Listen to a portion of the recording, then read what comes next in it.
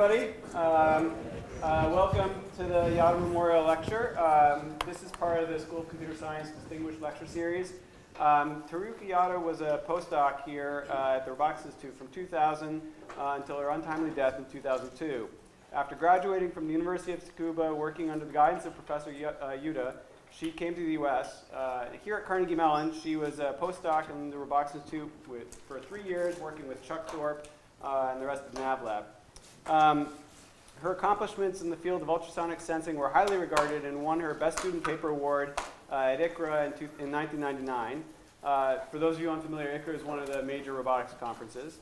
It was frequently noted, and we always remember that the quality of her work was exceeded only by her kindness and thoughtfulness as a friend. Please join us in paying tribute to our extraordinary colleague and friend through this unique and exciting lecture. Now, I get to introduce Henny because I'm one of the human-robot interaction people here at the Institute. And I've been around the field for a long time. And it's always great seeing new people coming up through the ranks doing really cool work. So when Henny came here to join Carnegie Mellon, I was really excited. And you're going to get a flavor for some of the work she does, and I hope you enjoy this. Thank you very much. Thank you.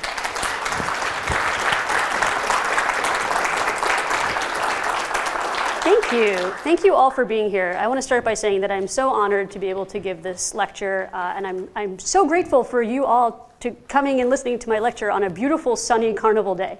I hope that at the end of the lecture you will have felt that your time spent was worth it. Just so that I get a sense of the audience, this is audience participation time. I'd like you to raise your hand if you're in robotics, if you're in the Robotics Institute. Okay, so you can put your hands down. Raise your hand if you're in SCS but not robotics. So School of Computer Science but not robotics. Okay, great. And raise your hand if you're not in the School of Computer Science at all. Wow, delightful. Okay, fantastic. Okay, great. So I'm really excited that we have people here from across the campus.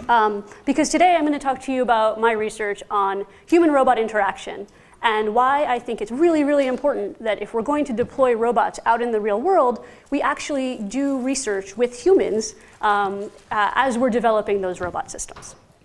So again, audience participation, but you don't have to do anything. I want you all to imagine your favorite robot from a book or a movie or a TV show. So think about your favorite robot. Science fiction has given us a lot of robots that we can admire, right? So maybe your favorite robot is here, maybe not. But science fiction has this vision of robots that help people, robots that live in our societies, that speak our language, or we speak theirs, that understand our social norms and our expectations, and are able to seamlessly collaborate and interact with us day to day. But the reality of robotics is not quite here yet. We do have incredible robots, but they look kind of more like this. A lot of the work done in robotics to date has worked on making robots operate autonomously out in the real world in environments where some things are constrained. And in particular, in environments like this, there are no people. And you don't want people in this space because the robots are dangerous. They're moving very, very quickly. They're performing the same task over and over again with high levels of precision. And people just get in the way of this kind of robotics. So we've made amazing advances in autonomy, and we have these robots that weld cars together and do other tasks out in the world without people. But what's causing this disconnect? Why can we imagine a world with C-3PO who's helpful and speaks our language and gets embarrassed, and has emotions, but we haven't yet developed it? What's kept us from that? And there are many reasons, right? Running robots in the real world is hard, but one of the biggest challenges is the fact that the real world has people. And people create dynamicism, but people also create opportunities for robots to take advantage of them to perform better. And the field of human-robot interaction, which is what I'm in and what Aaron is in, and Aaron has been in basically since the field started, it explores how we can design robots that work effectively with and around people. So in order to do human-robot interaction research, you kind of need a little bit of two things. The first is you need to understand robotics. right? You're putting a robot out in front of people. You need to have all of the components of robotics that allow robots to operate in the real world. And this includes AI, so the robots can maybe do language processing or other kinds of planning and decision making. It includes perception, all kinds of perception, computer vision, auditory perception.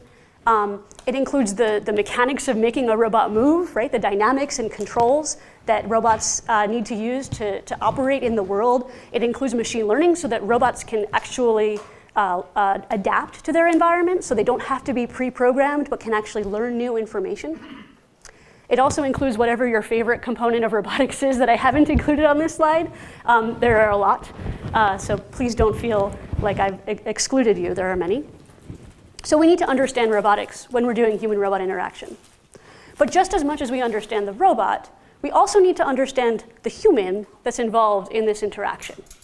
And there are fields that study humans, right? There are fields like psychology and cognitive science that can tell us things about human behavior. So fields like cognitive processing, to understand how people take in information, where they pay attention, how they respond to stimuli. Things like sensory processing, so how do people interpret auditory signals that they hear? There's studies of human physiology and how the mechanics of the body correlate to the way people think. There's studies on learning and development, how babies develop language and abilities and how people learn throughout their lives. Okay. So in order to do HRI, we do both of these things. We study the robot and we study the human in concert, in an interaction. So let me give you a very concrete example of the kind of interaction that I'm talking about when I'm going to talk through the rest of this presentation. So I'm talking about collaborative interactions. So let's say we have a human and a robot working together on a physical task. The human and the robot are working together to build a birdhouse, right? And the human wants a tool to operate on this birdhouse. So she's looking for a wrench. The robot doesn't know yet, before the human has articulated this, what tool its partner wants. And so the robot has to imagine a world where the user has many goals. It has to kind of keep all of these goals in mind and figure out from clues that the human is giving the robot what goal the human actually has, which in this case is to reach for the wrench. So we do this all the time. Between humans, this isn't a terribly complicated procedure, right? It's called communication. And we communicate in a lot of different ways with each other. So a dominant method of communication is speech-based communication. So the words that we say, speech-based communication. The language that we produce, the pitch and the volume and the other kinds of paralinguistic signals that augment the language to give additional information. So there's the communication that happens at the level of speech, but there's also communication that happens at the level of nonverbal behaviors, right? These are things like eye gaze or gestures or body posture or facial expression. You can think of a whole host of nonverbal behaviors that people use when they communicate. So in my work, I primarily look at the nonverbal side of communication. Not because I don't think the verbal side is really interesting and important, but because I'm so fascinated by how powerful communication can be with fairly simple behavioral signals from a robot. So in this talk, I'm going to be telling you about human-robot interaction as it relates to the communication between humans and robots in a collaboration, primarily around nonverbal signals like eye gaze and gesture. So if you don't believe me, of course you believe me, but just let's suppose that you didn't, and you thought that we didn't really need nonverbal communication, it wasn't that important. Let me do an exercise with you to demonstrate the importance of nonverbal signals in a collaboration. So I'm going to show you, I'm going to play you some audio from a 30-second clip of a teacher teaching a student how to play a board game. So first thing I'll do is I'll play you just the audio. There will be subtitles. And then afterwards, I'll play you the audio with the video together. So as you listen to the audio, I want you to pick out in your mind elements of the communication that you don't think you fully understood just from the words that she was saying and her speech communication alone. All right? Are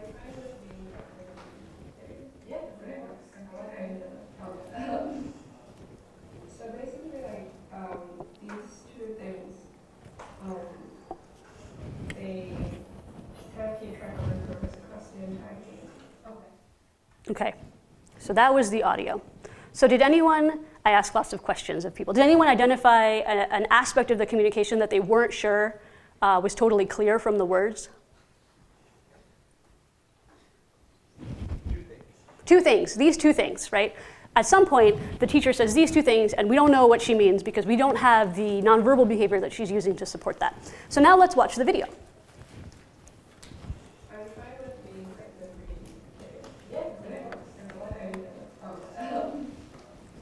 So basically, these two things,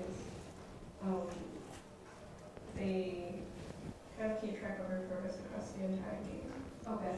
Cool. So now we know what two things she's referring to. She's referring to the two little score indicators. But there's also another piece of information here that we only get through nonverbal behavior, that if we were just listening to the language, we wouldn't even know we missed, which is after she says these two things, she points to the score line and she says, they keep track of your progress across the entire game. So if we relied only on the speech and we could identify, we could identify from the speech that we're missing some sort of deictic reference, maybe we can go back and figure it out or ask a question about it, but there's information in the nonverbal behavior that we don't even know we've lost if we're not looking at nonverbals. Okay, so by now I hope I've convinced you that nonverbal behavior is really interesting. And it doesn't take a lot of anthropomorphism to do it. So I want to be super clear. I'm not talking here about hyper-realistic robots. We don't need robots that look like humans to use nonverbal behaviors to convey information. So if you're old enough, you might remember this little guy. And if you're not, I'll play you this intro. This is old school Pixar.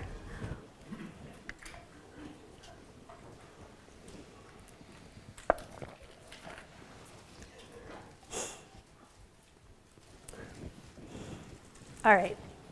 So in this movie, we have a lamp, a Luxo lamp, but with motion, with behaviors, and a little bit of interesting sound animation, the robot is able to convey a lot of information, right? It can look embarrassed that it crushed the eye. It can look confused. It can look happy and silly. So it doesn't take a lot in order to generate nonverbal communication that we as people find informative. Okay. And in particular, in this talk, I'm going to talk, oh, no, just kidding. We'll get to that in a second. So when a human communicates, right, when they're using these nonverbal behaviors, and we have a robot that's trying to interpret those nonverbal behaviors, for this talk, I'm going to call that nonverbal behavior understanding. So a human is sending the signals, is generating some sort of behavior. The robot is interpreting it. That's understanding. This can also go the other way, right? Robots can generate nonverbal behaviors for people. And when a robot generates the nonverbal behaviors and the human interprets them, I'm going to call that generation. So this is a very robot-centric perspective on the process. But because we're designing algorithms for robots, this is kind of the stance that I'm taking. And in particular in this talk, I'm going to focus, no pun intended, on eye gaze. Because eye gaze is one of the most dominant mechanisms for nonverbal communication, and it's also incredibly natural, and people exhibit it constantly. So people are continuously producing meaningful eye gaze behavior even without thinking about it. And so today we'll focus almost exclusively on eye gaze, although at the end I'll give you a brief teaser about other research that we're doing that incorporates other nonverbal behaviors. So for the bulk of this talk, I'm going to go through two different pieces of work. One on the human robot, on the communication generation side on the left, and one on the communication understanding side on the right. And as we go through this work, I'm also going to try to give you some insight into how we use cognitive psychology and our studies of humans to inform the decisions that we make about how we develop our robots or how we test them out. Okay. So let's go to this first project. So the project on the left, the robot nonverbal behavior generation. And this is work that I actually did a few years ago while I was still a PhD student.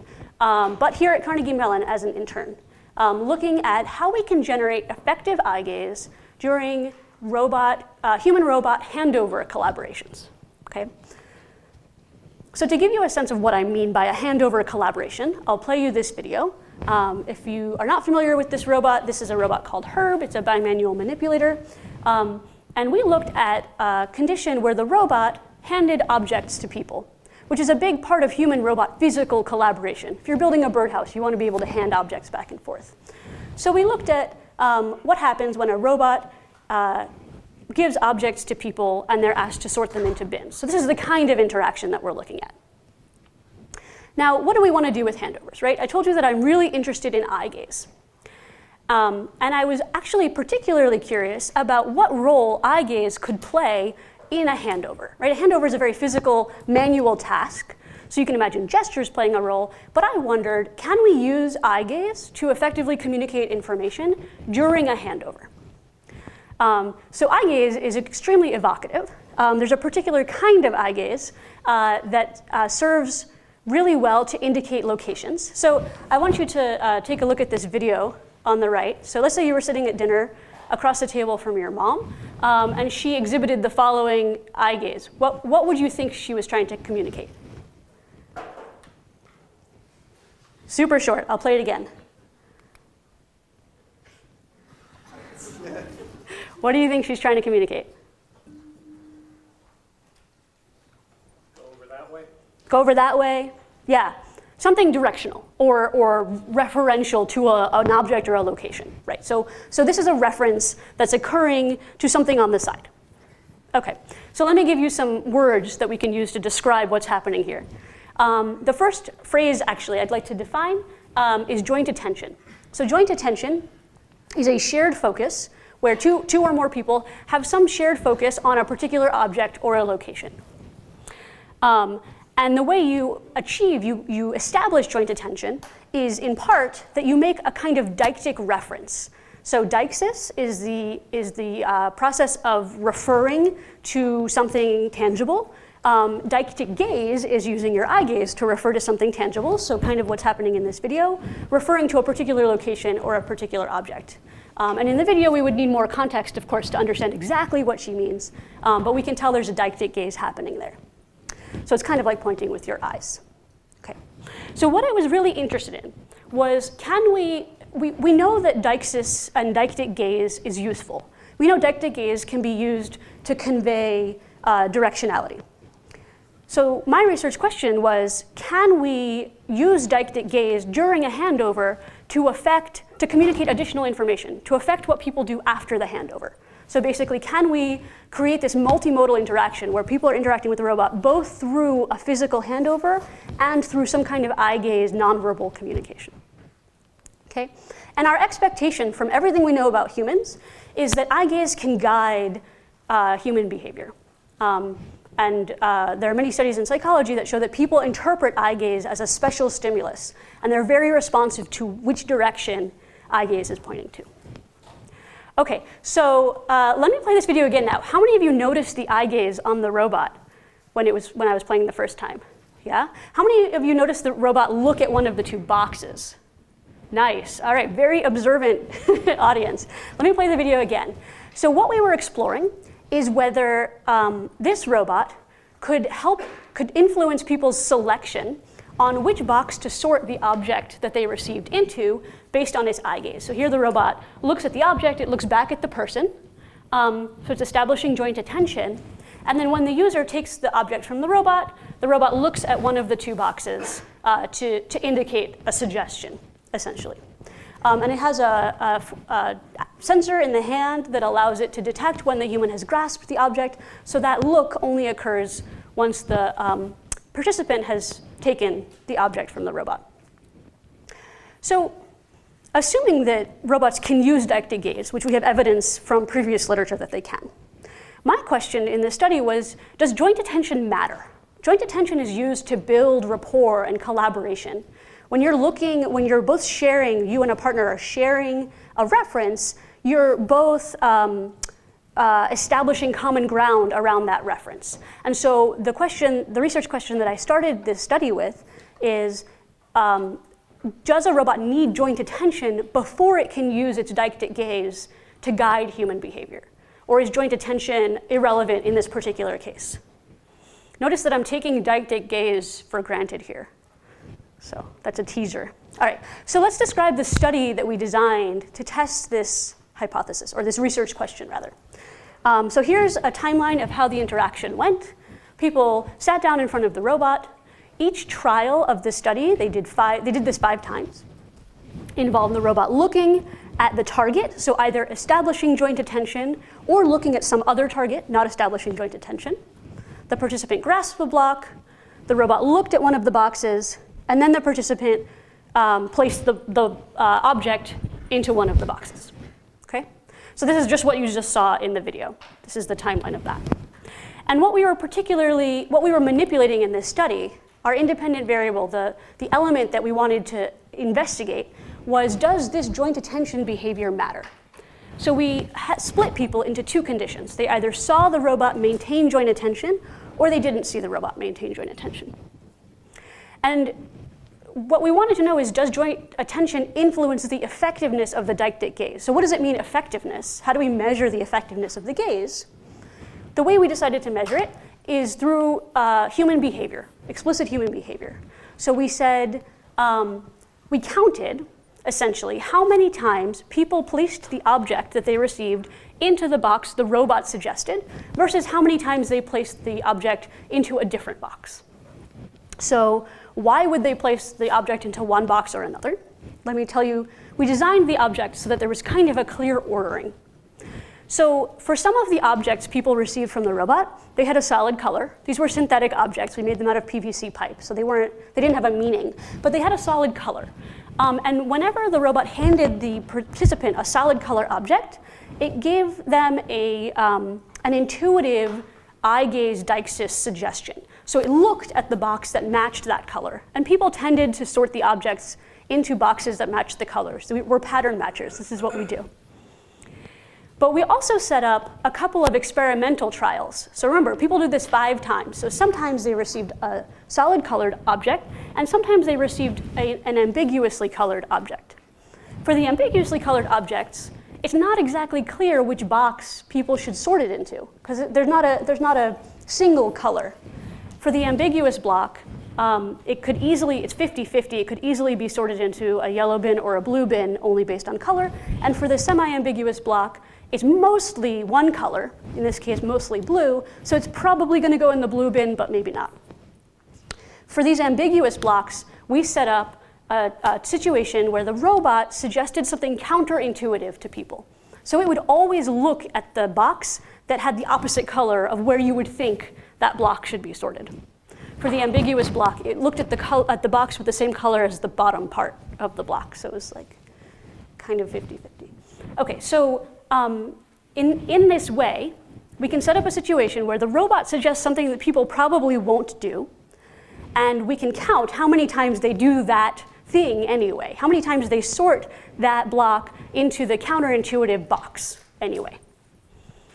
So these were the ambiguous and semi-ambiguous cases were our test cases. That's where we really wanted to see whether the joint attention made a difference on how often people complied with the robot.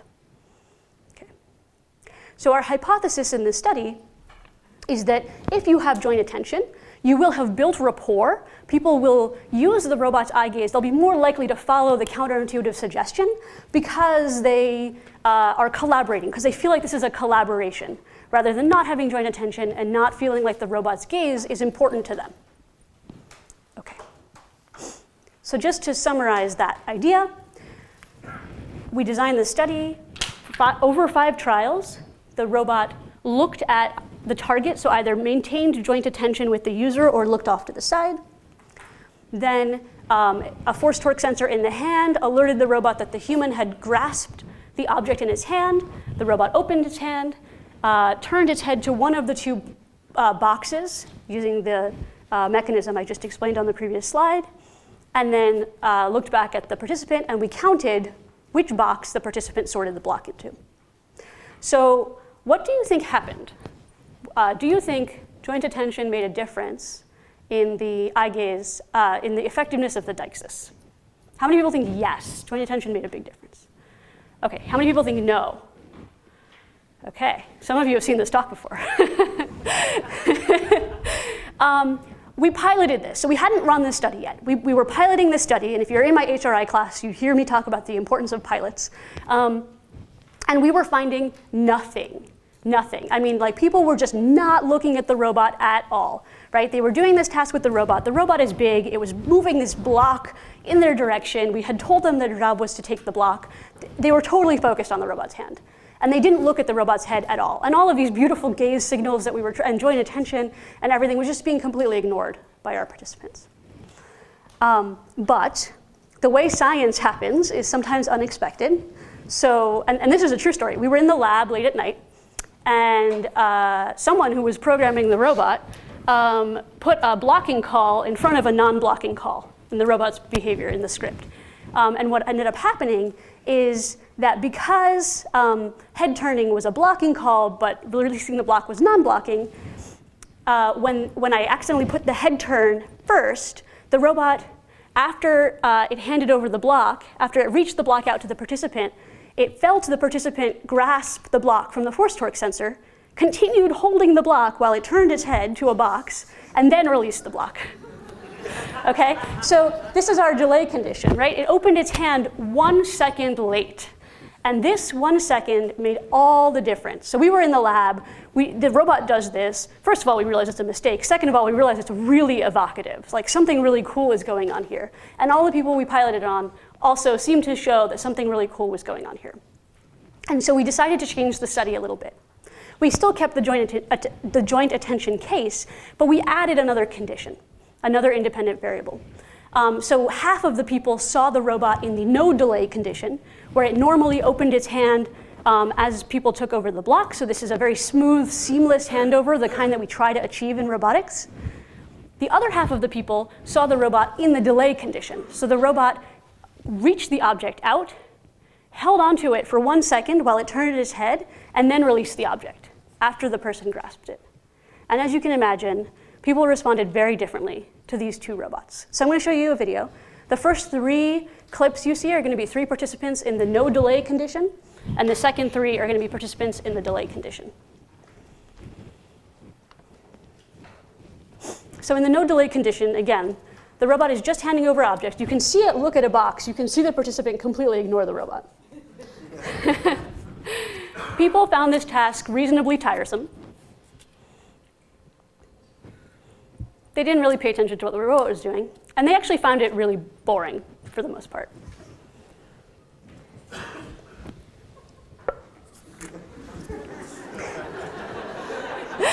You too would find it boring on the 5th trial. In contrast, the people who saw the delay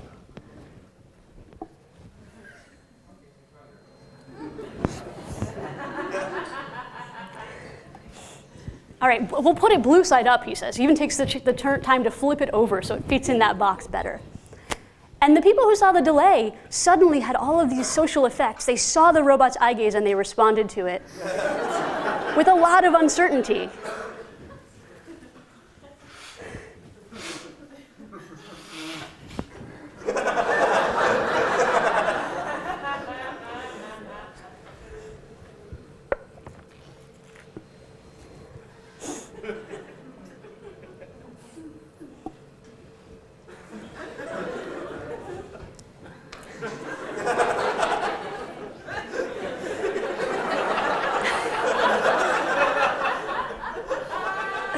All right, so clearly something is happening here, right? The 1 second delay in when the robot opened its hand created all these social effects. And lest you think that I just picked out the very best videos, when we look at the data, we see the same effects. So if we look at the number of seconds, the amount of time that people spent looking at the robot's head, based on whether they were in the no delay condition or the delay condition, we can see statistically significant differences in just the quantity of time they even looked at the robot's face, right? So that they could even see the cue.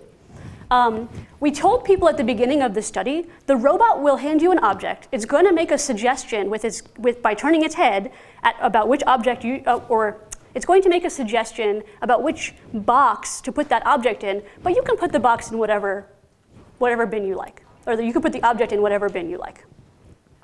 So we told people at the beginning the robot is going to make this suggestion. When we asked people at the end, did the robot make a suggestion with its head?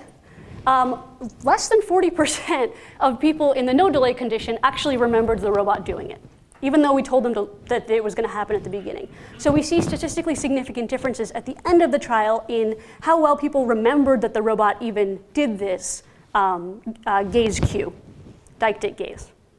And then when we look at our target blocks, those 2 experimental blocks that I talked about, we also see significant differences in how often people complied with the robot. So here we have the rate of compliance, which is how often people put the object in the counterintuitive box, the one the robot suggested, as a function of whether they were in the delay condition or the no delay condition.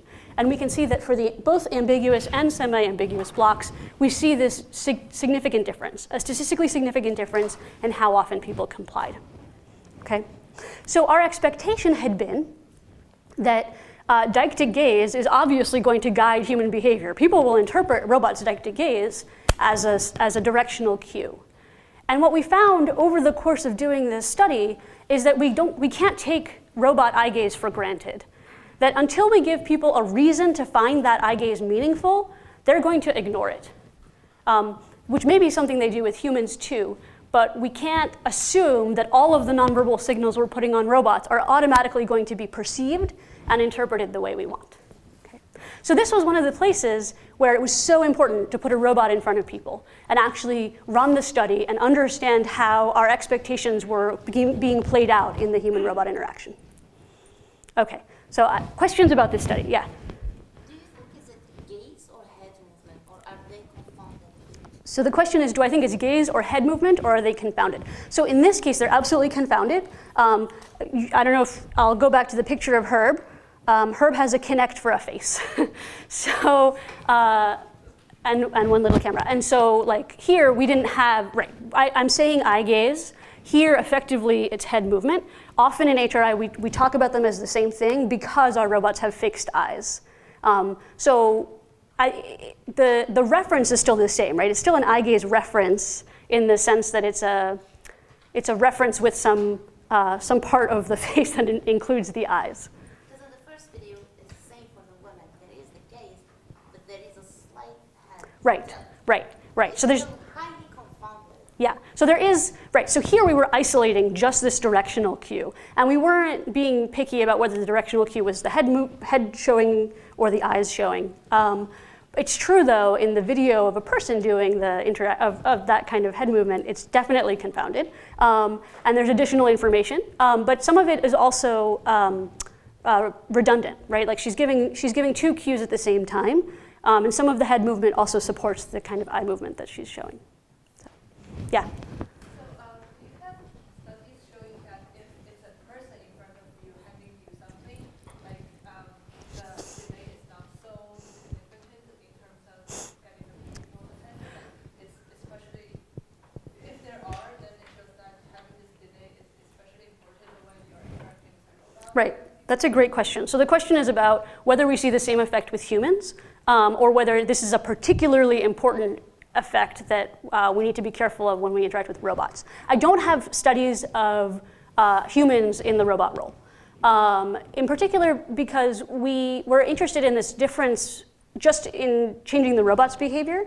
We weren't asking the question about whether the robot's behavior will be able to mimic human behavior. We were kind of starting with the human behavior as inspiration, but we weren't super worried about whether what the behavior that we got out was the same as human behavior. So we could run a study with humans to understand how this works for humans too. It's possible that it would also be the case that a human would need to hold on to the block in this interaction, I don't know.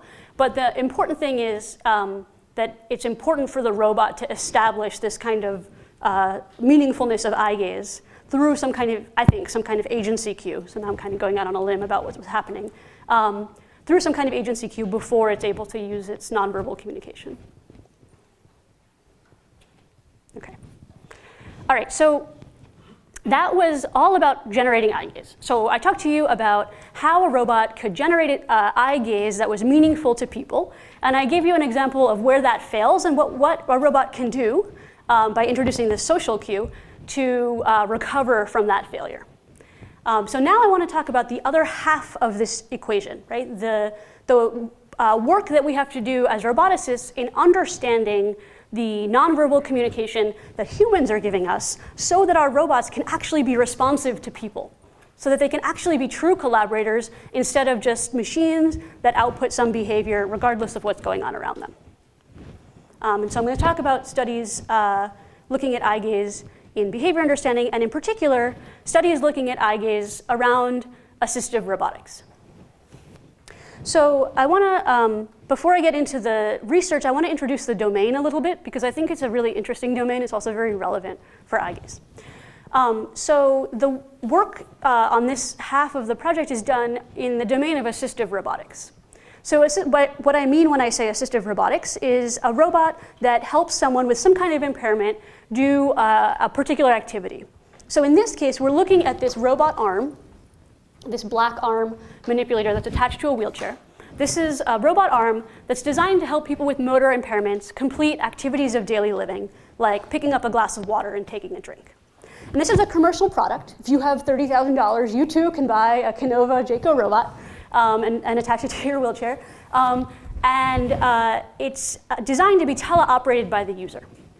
So the arm is attached to a wheelchair, and it gets controlled by whatever input device the user is using to already drive their wheelchair. So this input device could be something like a joystick, maybe a 2-axis joystick, forward, back, left, and right. It can be something like a sip and puff, which is a straw that sits by your mouth, and you either blow out or suck in, and that's your entire control signal. If you can move your head, you might have something like a head array, which is a series of buttons in the headrest that you can press with your head. So roboticists and maybe others can quickly see that we have a dimensionality mismatch here between the input device that we're using to control the robot and the output of the robot that we want to control. And in particular, these input devices, by their nature, because they're created for people who have a motor impairment, are very low degrees of freedom. So a degree of freedom is a direction that you can move something, right? I can move my head up and down, that's 1 degree of freedom. My shoulder has a lot more. And so a degree of freedom is 1 direction. For these input devices, you get 1 or maybe 2 degrees of freedom at a time. You can only really move these input devices in 2 directions at once. But the robot end effector control problem is a 6 degree of freedom problem, right? Because you want to move the robot's hand, and you want to do it in XYZ, in physical space, but also you want to orient it in pitch, yaw, roll. So you want to give it 6 pieces of information about where that end effector should go. And so the way a lot of people solve this dimensionality mismatch is by using a technique called modal control. Essentially, you take the entire 6 degree of freedom, 6D control space, you divide it into subspaces of 2 dimensions at a time, and you just control those 2 dimensions. So in the first mode, your input device, maybe a joystick, would control 2 dimensions, X and Y, so the robot's position in X and Y, and then you would explicitly switch modes. It would remap the control onto the joystick. Now you're controlling the robot in Z and pitch, and then you explicitly switch modes again. You're controlling the robot in the other 2 orientation directions, and then you kind of toggle through this modal control. So here's a video from some researchers at Carnegie Mellon before me who were looking at people operating kind of everyday objects using modal control. The secret for people who are not in robotics is to always look for the speed up factor on robot videos. This one is 8x. This took a long time to do. So this admittedly novice able-bodied user was asked to pour a pitcher of water. And it took a long time, and it ended up involving a lot of mode switches. It's a really hard task to do, and you do get better at it with practice, but it still takes a lot of effort to teleoperate this robot to achieve even reasonably straightforward tasks. Can I ask a question? Yeah. So I understand you have 2 degrees of freedom input stuff. The mode also, the mode switch. Yes. Yes. Absolutely. So actually, you're exactly right. Howie points out that right now I'm talking about 2 degrees of freedom at a time, but the mode input is also a degree of freedom. So in fact, this is a 3 degree of freedom. Like what he's using right now is a 3 degree of freedom controller because he's using a button press to operate that third degree of freedom. And so people who are operating robots might have a third degree that is on their device, or a switch of some kind of other third degree of freedom that they use to switch through modes. If you can't, if you don't have 3 degrees of freedom and you have 2 degrees of freedom, then you're doing one mode at a time. So yes. So you have to have 2 modes. Yeah, you have to have 2 degrees of freedom of capability in order to switch. That's right. Yeah. Okay. So this is a tough problem. It's one that we can use AI to solve, or at least we can use AI to make it a little bit better, to support people who are trying to use this robot to operate independently. And the way we do that is by adding some sort of intelligence into the system. So the robot now predicts what the operator is trying to achieve with their robot and actually helps them take actions to achieve that goal. And so here's a schematic of kind of what this looks like. The user is providing some sort of input. I'm going to talk about joystick input, but really this is input device agnostic. So the user is providing some kind of input to the system. The intelligent system is using that input to recognize the goal that the user has, and it maintains actually some sense of uncertainty over those goals, and then picks an action, an assistive action, that most successfully helps towards the goal. And then the robot actually takes that action, and the system loops. So this is work. This is a framework, a shared autonomy framework that was developed before I got to Carnegie Mellon by some researchers that were here. And it's really nice because the system can use these continuous joystick inputs, these observations of human behavior, to update a partially observable Markov decision process, a POMDP. And this is a computational structure that lets us represent uncertainty over the state of the world. So in this case, the robot has uncertainty over the user's goals, and it can kind of maintain a probability distribution over all of those goals until it gets more information from these observations to update that probability distribution to become more certain about the user's intent. And what I showed when I was a postdoc here is that when you put this robot in front of a human, it actually leads to effective collaboration. So here, the task is to pick up a marshmallow from a plate, and on the right, you have a user who is operating the robot under shared autonomy, and on the left, you have a user who's teleoperating the robot in modal control. And we measured how long it took people to do the task, how many mode switches they had to make, how much control input they provided to the robot. And on all of our behavioral observations, people perform the task more easily and with less effort. They also liked the system kind of subjectively more at the end of the study. So shared autonomy is great, right? This idea that the robot can actually predict what you're trying to do is really powerful. But my observation was that we were leaving some information on the table. That in fact, by restricting the user's input to just this joystick, we were neglecting all of the other signals that people are sending us about what task they're trying to achieve. And it won't surprise you that one of those key signals is eye gaze. So my thought was, what if we knew where people were looking when they were doing this task? Would that let us make the predictions about their goals more effectively?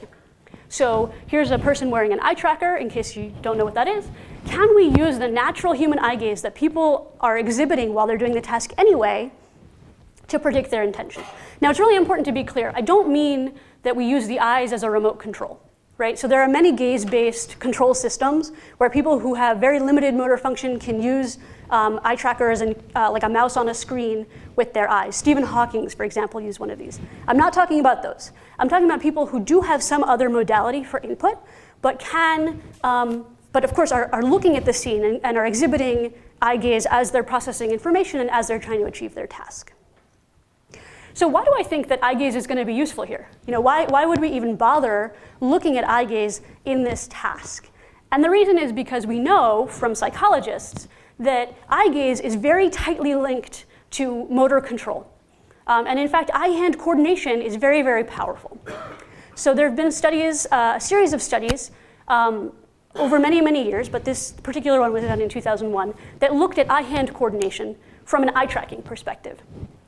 And And I have to be glad that I'm not doing my research in 2001, because now I can just stick an eye tracker on people and it looks like a pair of glasses. But at the time, they were using a bite bar, so they asked participants to come in, bite down on this bar so their head didn't move while they were doing the study, and they had to set up these mirrors and a camera above it to kind of detect where their eyes were.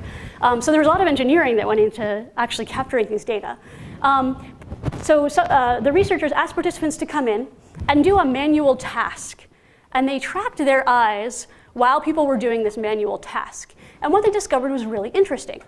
What they found is that the eyes actually precede the physical motion of the hand. So eyes will jump, they'll look at the next kind of target of the task before the hand has time to move there. So you can see, I'll play the video on the right. So it'll show you two things. The first thing you'll see is a hand reaching in and doing this kind of block moving task. And the second thing you'll see is a computer simulation of the same thing. So here you're going to see the hand. The white cross is eye gaze. So the people were asked to grasp the block, move it around the obstacle to the top and back. And here you can see simulation. The circle is the finger, and the eye-shaped thing is the eye. That the eyes actually precede the movement of the hand. I'm going to play that again.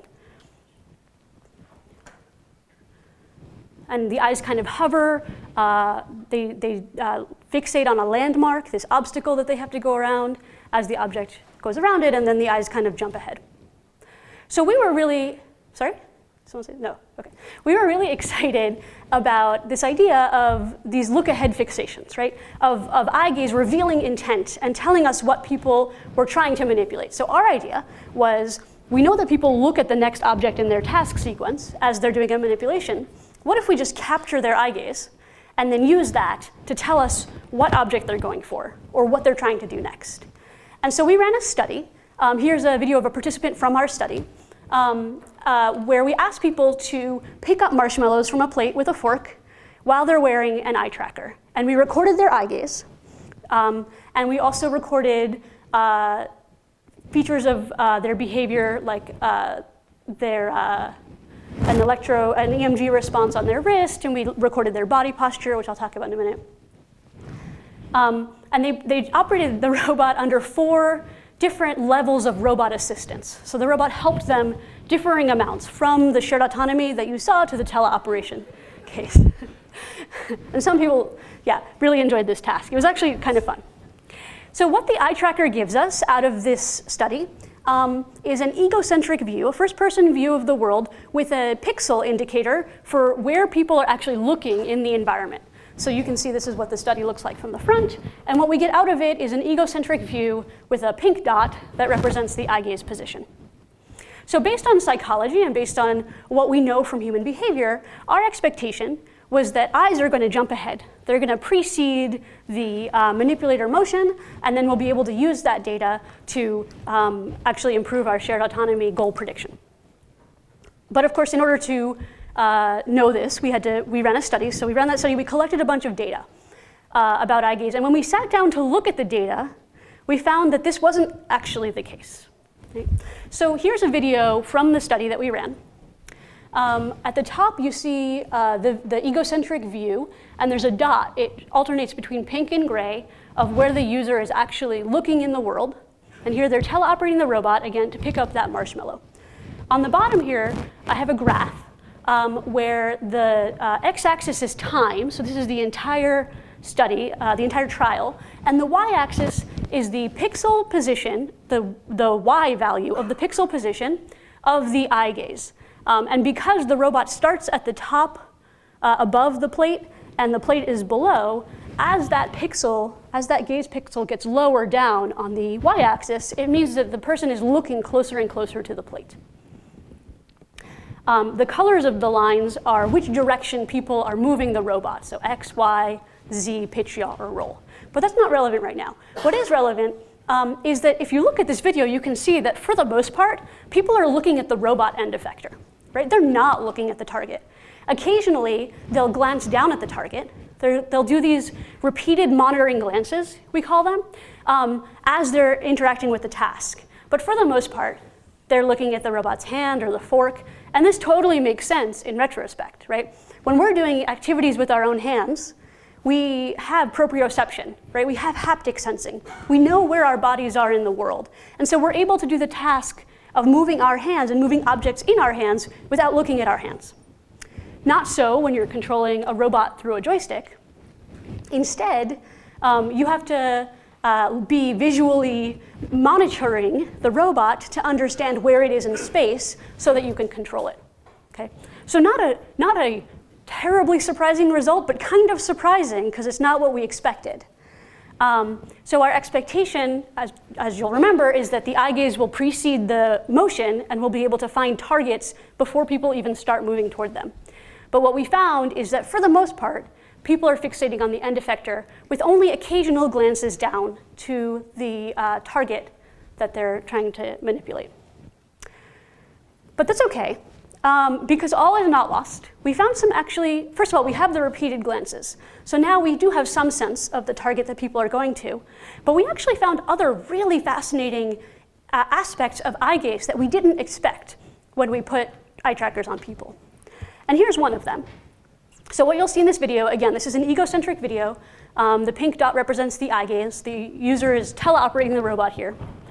And what you're going to see, for the most part, is looking at the end effector. And in a minute, there's going to be a mistake.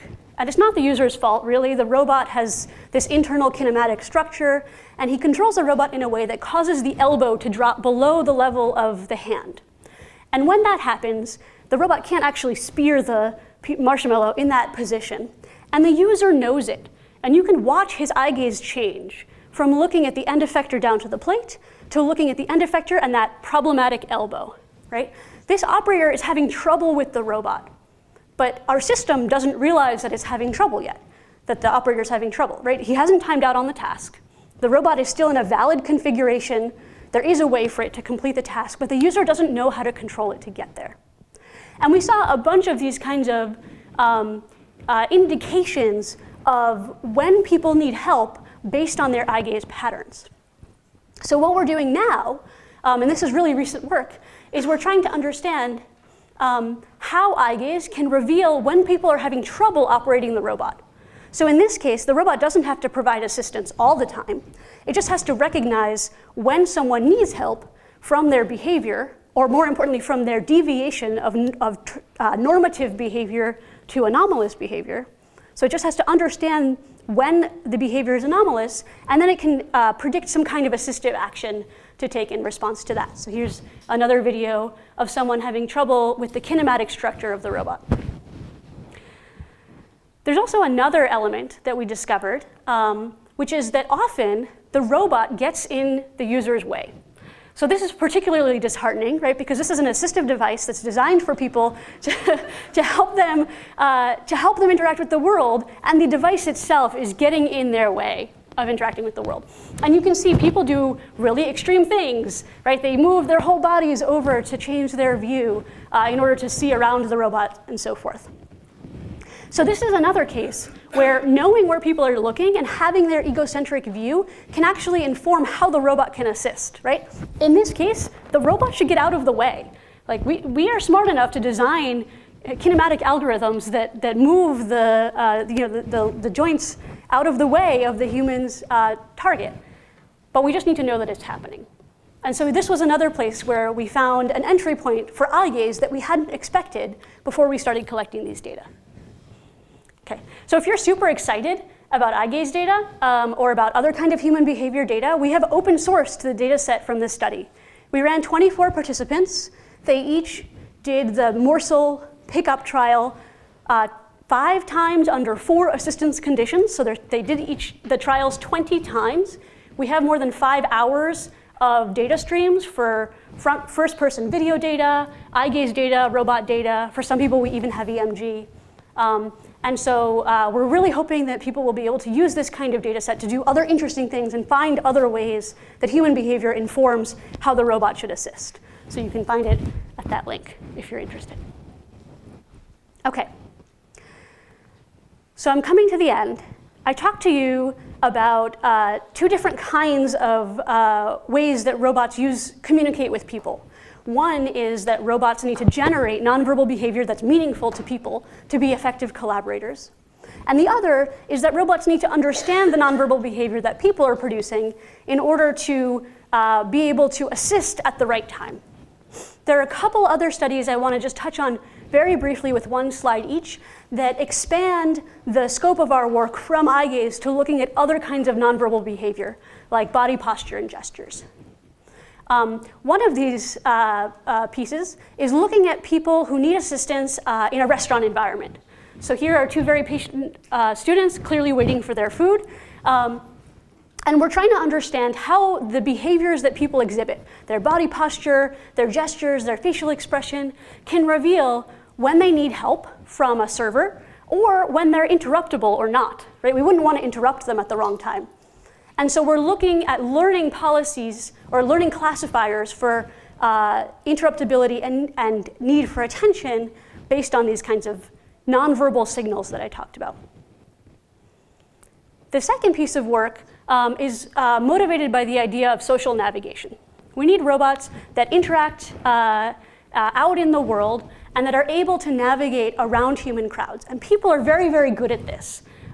Here's an example of people seamlessly navigating around each other. Some people stop, some people change direction without having any trouble. The question is, how do robots achieve this kind of seamless social navigation instead of just stopping every time they see a human obstacle in the way?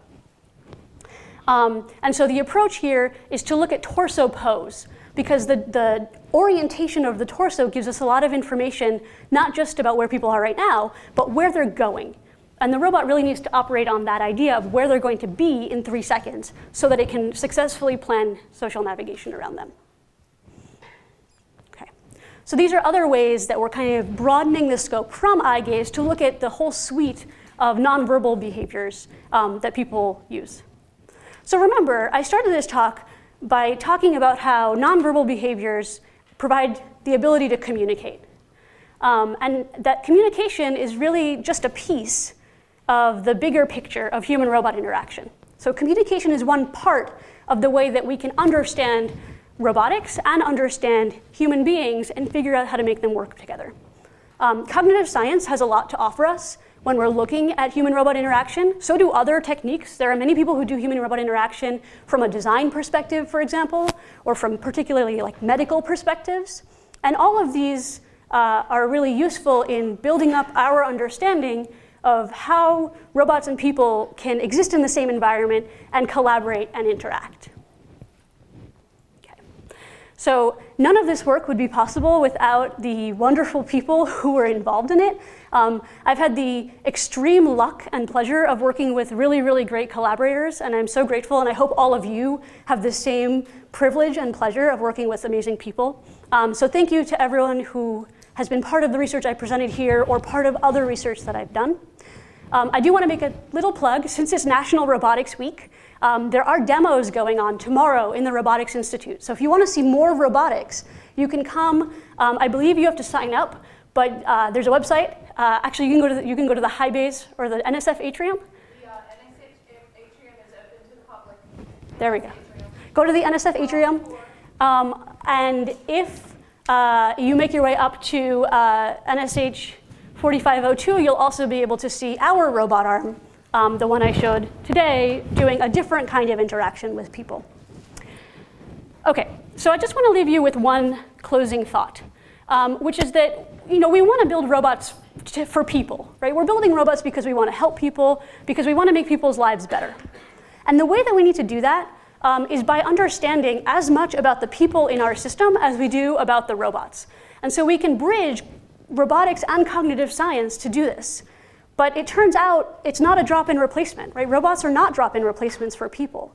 And when we put robots in front of people, sometimes we get unexpected effects. And so the way forward in HRI, in my opinion, is to really push the science of HRI forward, to understand what we can use from cognitive science, but then also what we can use from robotics and what we have to find that's new about human-robot interaction in order to make these collaborations effective. So thank you for your attention. So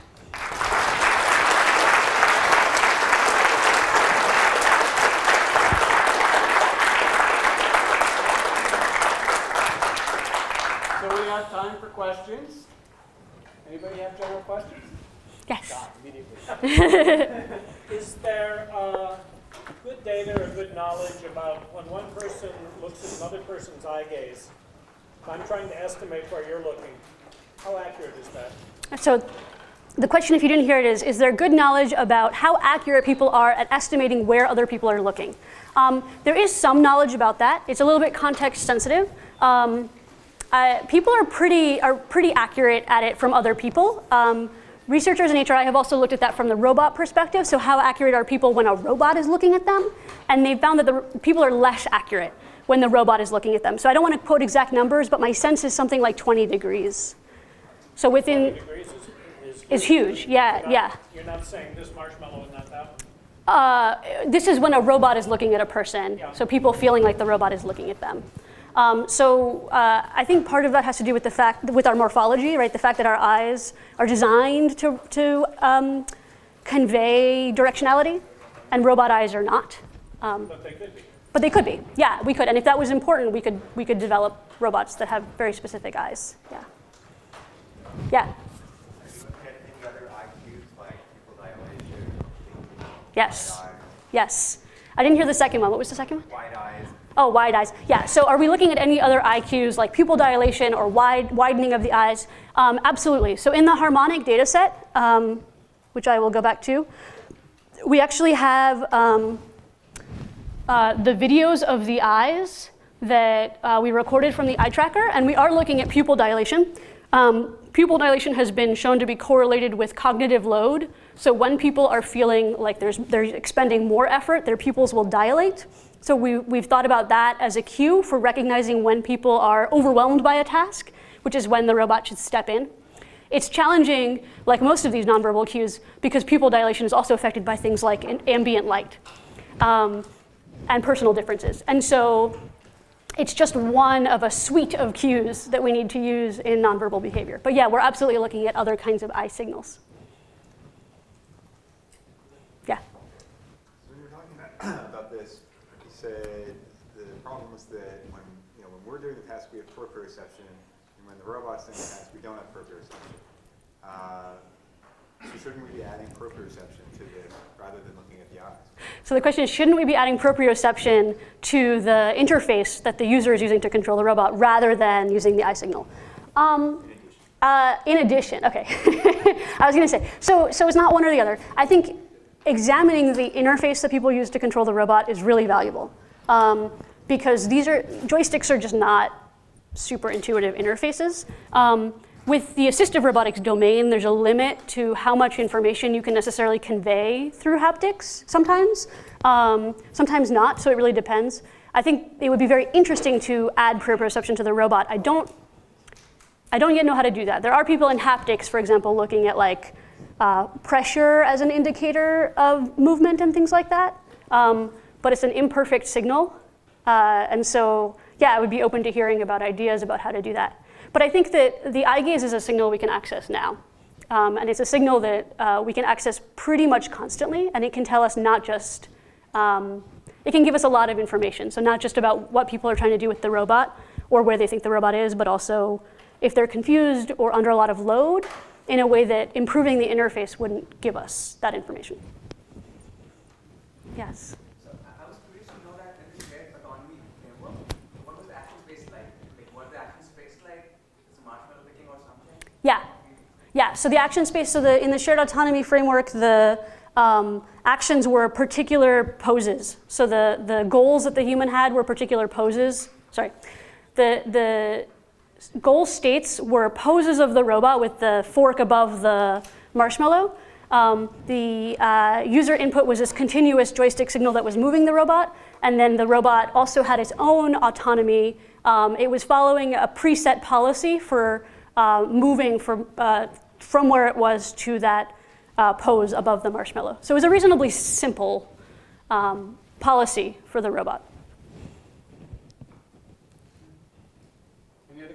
Yes. I understand the eye gaze is an excellent sensor, but what would it take to unlock the other nonverbal cues you're talking about and make them useful data sets? So that's a great question. What would it take to unlock the other nonverbal cues and make them useful? we need to be able to perceive them. So things like open pose, for example, which was developed here at CMU, are very useful because it lets us very quickly get information about body pose. But then we need to be able to interpret them too. And building up a model of of how to go from a particular signal, like a particular body pose position, to what that means about the body pose, or what that means about the mental state of the person exhibiting that body pose, that's where the research still exists. And so I think part of the answer might be machine learning, right? Whether that's a deep network or not, part of the answer might be learning that mapping between body pose and mental state. Part of it might be building models based on what we already know from cognitive science. Yes? The video you showed of the people at the dinner table, Yes. eye gaze is confounded with wanting to see something over there. Absolutely. Gesturing. Yes. And the woman who was gesturing to our right, to her left, Right. kind of made a little head motion there. Right. That said, hey, pay attention to where I'm looking. Yes. So I guess that's what you were just discussing, the additional modalities. Yes. So that's exactly right. So unlike language, which tends to be very explicit, nonverbal communication is very implicit. And so we need a whole suite of nonverbal behavior in order to understand what people are trying to do. You're absolutely right.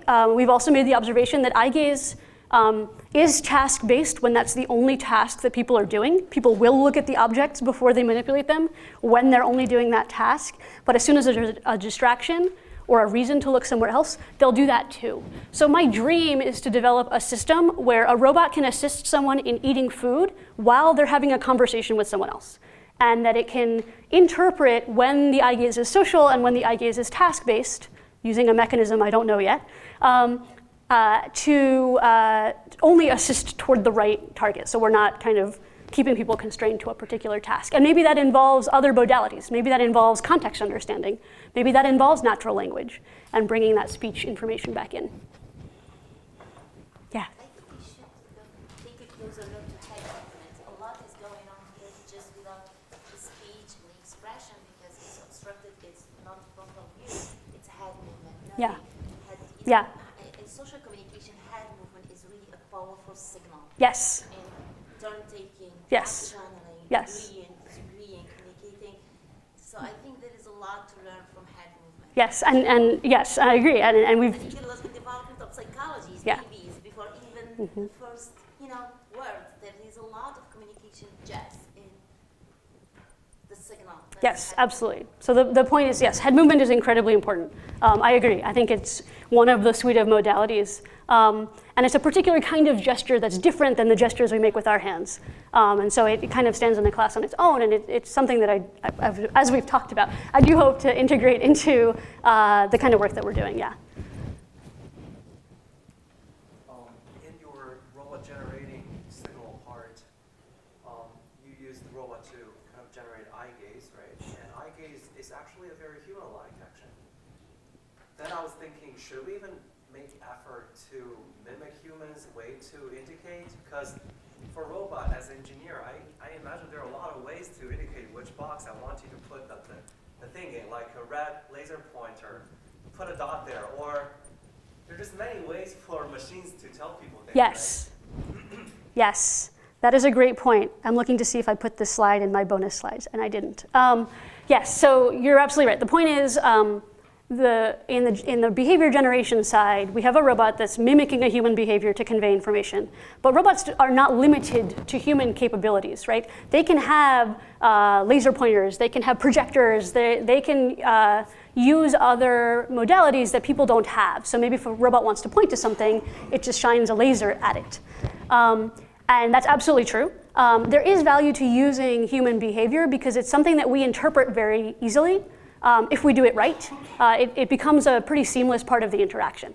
And so we look at human behavior because it's a modality that we already understand, that's already integrated into our behavior.